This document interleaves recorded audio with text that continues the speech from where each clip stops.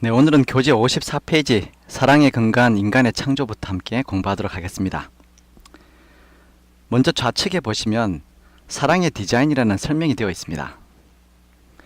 사랑의 창시자 하나님 앞에서 사랑하는 사람이 사랑하는 사람과 사랑으로 한 몸을 이루어 사랑의 절정을 이룰 때 사랑의 전류가 흘러 사랑스러운 새 생명을 싹 틔운다.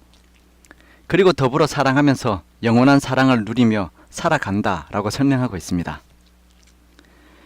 우리가 지금까지 살펴보았던 내용들을 사랑이라는 단어로 잘 표현해 두었다고 생각이 됩니다.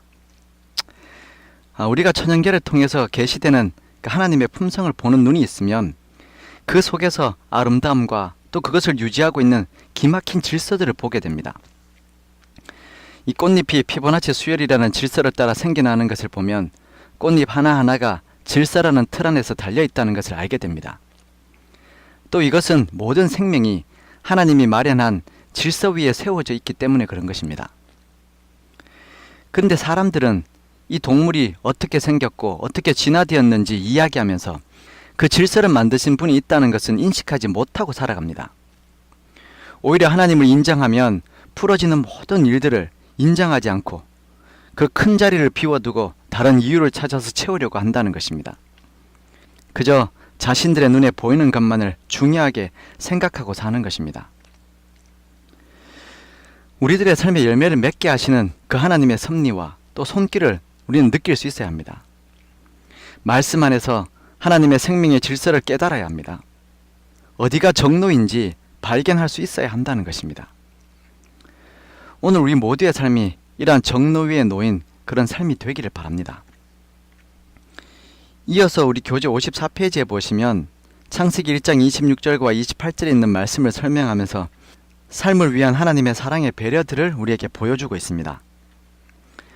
하나님이 이르시되 우리의 형상을 따라 우리의 모양대로 우리가 사람을 만들고 그들로 바다의 물고기와 하늘의 새와 가축과 온 땅과 땅에 기는 모든 것을 다스리게 하자 하시고 하나님이 자기 형상 곧 하나님의 형상대로 사람을 창조하시되 남자와 여자를 창조하시고 하나님이 그들에게 복 주시며 하나님이 그들에게 이르시되 생육하고 번성하여 땅에 충만하라 땅을 정복하라 바다의 물고기와 하늘의 새와 땅에 움직이는 모든 생물을 다스리라 하시니라 라는 말씀입니다. 우리 하나님께서 생명체에게 주신 그 복은 생육하고 번성하는 것이다 라고 하였습니다. 이것이 바로 생명입니다. 날마다 더 풍성하고 날마다 더 새로운 것이 바로 생명의 복이라는 것입니다. 이러한 생명 안에서 살게 하신 것이 바로 하나님의 본심인 것입니다. 그래서 그리스도인들은 사도 바울이 고린도후서 4장 16절에서 그러므로 우리가 낙심하지 아니하노니 우리의 겉사람은 낡아지나 우리의 속사람은 날로 새로워지는도다 라고 말씀하신 것처럼 이러한 복을 맛보고 살도록 하신 것입니다. 그러면 여러분, 하나님께서 이러한 생명의 복을 어디에다 주셨습니까? 우리가 이 생명을 어떻게 누리고 이것을 어떻게 나눌 수 있습니까? 그것은 바로 관계 속에 주셨습니다. 관계 속에 생명력을 주시고 창조력을 나누어 주셨다는 것입니다. 세상에 하나님께서 만드신 사람은 남자와 여자 두 명이지만 나머지 모든 사람들은 이 두 사람 속에 주신 생명력과 창조력 안에서 태어나도록 하셨다는 것입니다. 그래서 인간에게는 이 관계가 중요한 것입니다. 이것이 망가지면 생명이 무너지는 것입니다. 우리가 하는 신앙 또한 무슨 행위가 아닌 관계입니다. 그래서 이 신앙 관계 속에서 생명력이 있는 것입니다. 하나님께서 인간을 창조하실 때 그 속에 하나님의 자리, 하나님의 통을 가진 존재로 창조하셨는데 이곳에 하나님이 계시면 생명이 있는 것이고 하나님이 없으면 생명이 없는 것입니다. 그래서 마태복음 8장 22절에서는 예수께서 죽은 자들이 그들의 죽은 자들을 장사하게 하고 너는 나를 따르라 라고 그렇게 말씀하신 것입니다. 그러면 여러분, 우리가 흔히 이야기하는 생명이란 무엇입니까? 우리는 이 생명이라는 것에 대해 확실한 이해를 가지고 있어야 합니다. 그래서 제가 남은 시간 동안 이 생명에 대한 이야기를 좀 더 보충해서 하도록 하겠습니다. 우리의 삶 속에서 누리고 있는 이 생명이라는 것은 어떤 것을 두고 하는 이야기입니까? 예전에 정수기를 판매하는 회사의 한 광고 문구에 이런 내용이 있었습니다. 생명 충전, 알칼리 환원수가 내 몸을 깨운다. 물을 바꾸면 내 몸도 바뀐다. 라는 그런 광고 문구였습니다. 여러분 어떻습니까? 솔깃하십니까? 정말 이 광고 문구처럼 알칼리 환원수를 마시면 내 몸에 생명이 충전됩니까? 예전엔 약이 오늘날처럼 많이 개발되지 않았을 때에는 깊은 산속에서 오래된 산삼을 찾아오면 생명이 꺼져가던 사람의 생명이 충전된다라고 그렇게 사람들이 믿었습니다. 그리고 한국 분들은 생명을 충전하기 위해서 좋은 음식을 먹어야 한다라고 생각합니다. 그러면 여러분, 이러한 좋은 음식이나 좋은 물, 환경, 이러한 것들이 생명의 공급원이 될까요? 이런 것들이 진정으로 사람을 살리고 또 동식물을 살리는 생명이 되는 것입니까? 제가 다른 한 예를 좀 들어보도록 하겠습니다. 사람을 생명체라고 말하는데 생명체와 생명에는 차이가 있습니다. 만약 우리 앞에 전기로 작동되는 컴퓨터가 있다고 생각해 보십시오. 이 컴퓨터가 바닥에 떨어져서 부서졌습니다. 그러면 영어식 표현으로 하자면 My computer is die입니다. 내 컴퓨터가 죽었다는 것입니다. 그런데 제가 컴퓨터가 죽었다라고 얘기하지 않고 전기가 죽었다라고 하면 이것이 정확한 표현은 아니죠. 컴퓨터가 떨어져서 깨어져도 전기가 죽은 것은 아닙니다. 전기를 사용하는 컴퓨터가 망가진 것은 맞지만 그렇다고 제가 전기를 망가뜨린 것은 아니라는 것입니다. 이와 마찬가지로 우리가 생명체를 죽인다고 해서 생명을 죽일 수 있는 것은 아닙니다. 왜 그럴까요? 이 생명은 하나님으로부터 오는 것이기 때문입니다. 그래서 여러분, 제가 이 생명에 관해서 결론적으로 말하자면 생명은 오직 하나님께서 우리의 생명이 되신다는 것입니다. 이것을 깨닫는 것이 최고의 생명의 법칙이고 또 건강의 법칙입니다. 병든 사람들이 좋은 음식을 먹을 수 있습니다. 하지만 이것은 생명력에 도움이 될 수 있는 것은 맞지만 생명 자체는 아닙니다. 모든 환경과 음식들은 하나님께로부터 오는 생명을 가장 효과적으로 받을 수 있는 준비를 하는 것입니다. 건강한 음식을 먹어서 우리는 생명의 충전을 받을 수 있는 몸의 준비를 하는 것입니다. 그래서 인생이 건강한 삶과 온전한 삶을 살기 위해서는 생명의 근원이신 하나님에게 잘 연결되어 있어야 한다는 것입니다.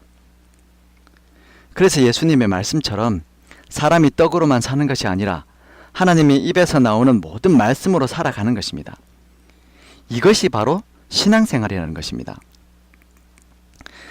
여러분, 신앙이 관계이기 때문에 우리들은 신앙생활을 통해서 이러한 생명의 근원이신 하나님과 연결되고 이러한 사랑의 관계 속에서 하나님의 생명을 충전받고 사는 것입니다. 성경에서 말하는 생명은 죽은 것을 살리는 것을 의미합니다. 예수께서 나사로를 살리고 하신 말씀처럼 살리는 것은 영이니 육은 무익하니라. 내가 너희에게 이른 말은 영이요 생명이다 라고 하셨습니다. 또 예수님께서 마태복음 4장 4절에서는 예수께서 대답하여 가라사대 기록되었으되 사람이 떡으로만 살 것이 아니요 하나님의 입으로 나오는 모든 말씀으로 살 것이라 하였느니라 라고 하였습니다.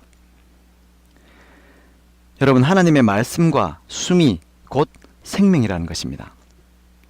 하지만 오늘날 우리는 하나님의 말씀이 생명인지 모르는 그런 세상에서 살고 있는 것입니다. 모든 그리스도인들의 믿음은 하나님의 말씀은 생명이라는 것을 믿는 믿음입니다. 그래서 여러분, 교육이라는 책에는 이런 말씀을 기록하고 있습니다. 의지로서 말씀에 동의하고 심령이 이 말씀을 받아들이면 무한하신 그분의 생명이 우리에게 이르러 오게 된다. 이와 같은 일들로 사람의 품성이 변화되고 우리의 영혼이 하나님의 형상으로 재창조되는 것이다 라고 하였습니다. 여러분, 우리가 이 생명인 하나님의 말씀에 심령으로 받아들이고 동의하면 그러면 무한하신 하나님의 생명이 우리에게 흘러 들어온다는 것입니다. 그래서 그것이 우리의 성품이 되고 또 하나님의 형상으로 우리를 변화시키는 그런 에너지가 된다는 것이죠. 예전 중국 사람들도 이 사실을 알고 있었습니다. 예, 기원전 5000년경에 쓰여졌다고 이야기하는 태시천왕경이라는 곳에는 이런 말이 있습니다. 기는 진영이다 라는 말입니다. 예, 이 말이 어떤 뜻입니까? 바로 우리가 가지고 있는 이 생명력이라는 것이 곧 진리의 영이라는 것입니다. 진리의 영이 사람을 살리는 생명력이 된다는 것이죠. 뿐만 아니라 여러분, 한자로 생명이라는 말이 있습니다. 이 생이라는 것은 날생자를 쓰고 있고 명령할 때 명자를 쓰고 있습니다.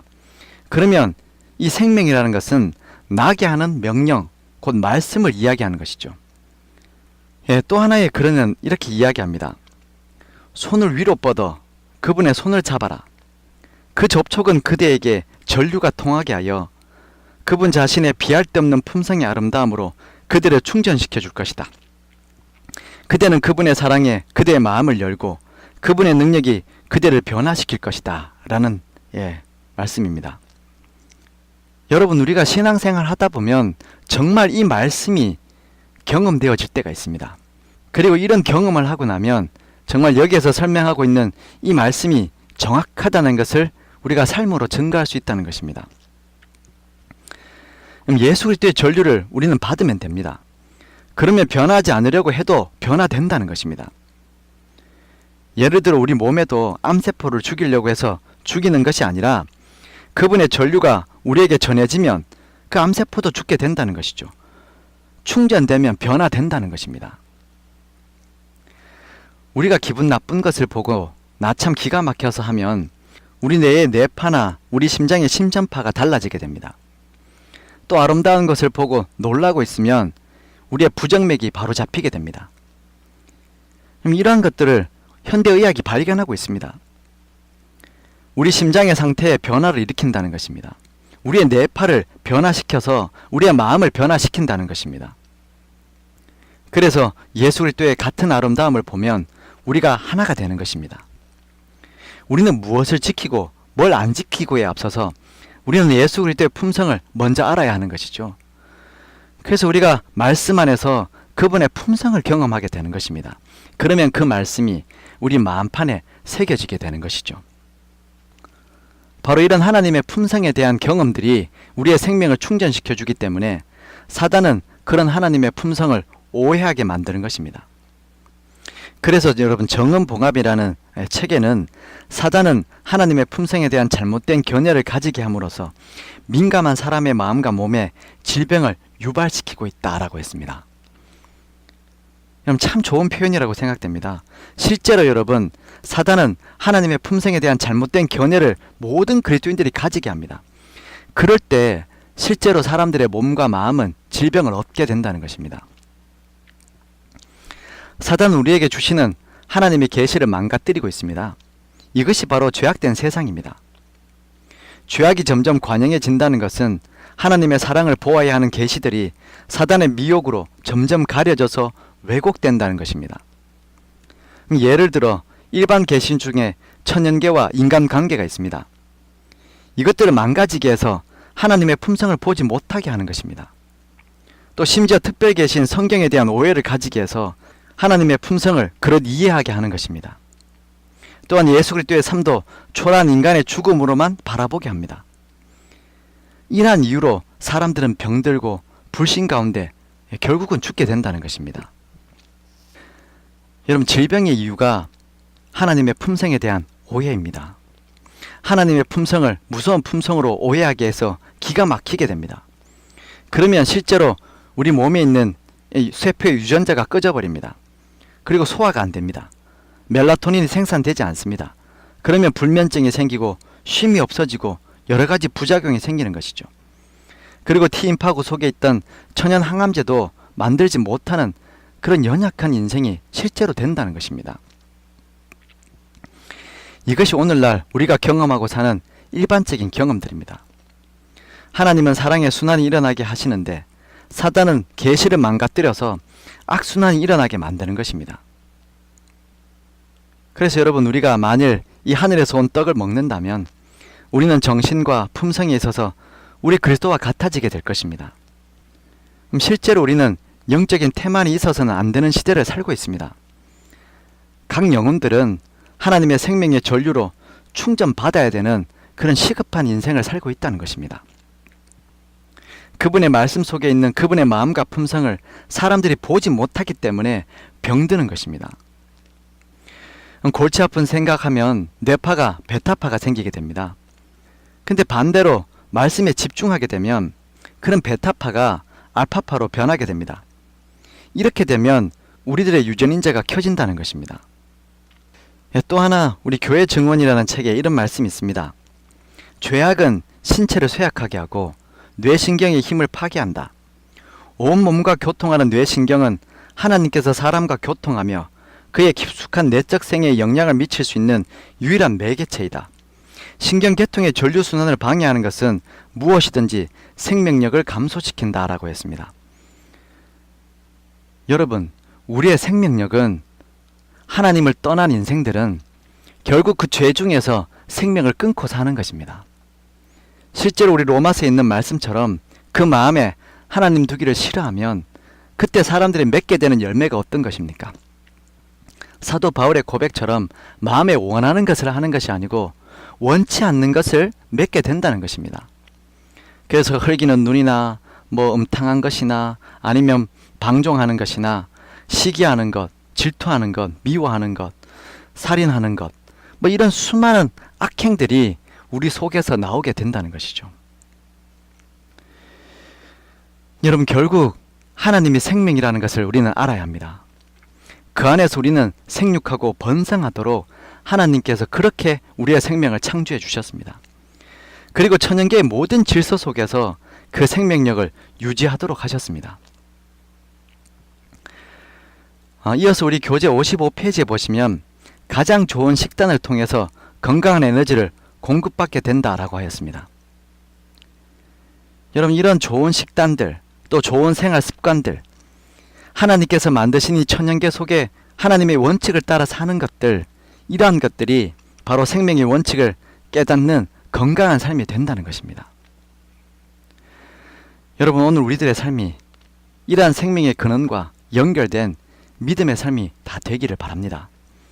그래서 매일의 삶이 진정한 생명이 무엇인지를 알고 날마다 그 생명으로 충전받고 또 공급받고 나뿐만 아니라 내가 아끼고 사랑하는 나의 가족들과 내 이웃들에게까지 이 생명력을 전달하고 사는 그런 축복의 통로 같은 인생을 우리 모두가 살 수 있게 되기를 바라면서 오늘 시간을 줄이도록 하겠습니다.